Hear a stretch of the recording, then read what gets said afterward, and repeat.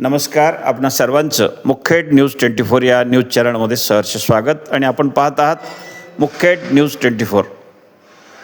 नांदेड जिल्हा बँकेमध्ये आज ऐतिहासिक दिवस आहे। जिल्हाधिकारी माननीय राहुल कर्डिले यांच्या प्रमुख उपस्थितीत आज 13 ऑगस्ट रोजी दुपारी 1 वाजता नांदेड जिल्हा मध्यवर्ती सहकारी बँकेच्या मुख्य कार्यालयात आमदार डॉक्टर तुषार राठोड हे अध्यक्षपदाचा पदभार स्वीकारणार आहेत। आजच्या या सोहळ्याच्या निमित्तानं सर्वात जास्त चर्चा आहे ती त्यांच्या वडिलांच्या एका वाक्याची। स्वर्गीय आमदार गोविंदराव राठोड जेव्हा जिल्हा बँकेचे 24 वर्षापूर्वी म्हणजे 2 तपापूर्वी चेअरमन झाले होते तेव्हा त्यांनी पदभार स्वीकारताना म्हटलं होतं, मी चेअरमन झालो, आता माझ्या कार्यकाळात मी शेतकऱ्यांच्या हिताचे निर्णय घेणार। आज त्यांचे चिरंजीव तब्बल 2 तपानंतर त्याच खुर्चीवर बसून सहकारातील समृद्ध नेतृत्वाचा तोच वारसा पुढे नेणार आहेत। शेतकऱ्यांची कामधेनू असलेल्या या बँकेची जबाबदारी आता तरुण नेतृत्वाच्या हाती आली आहे।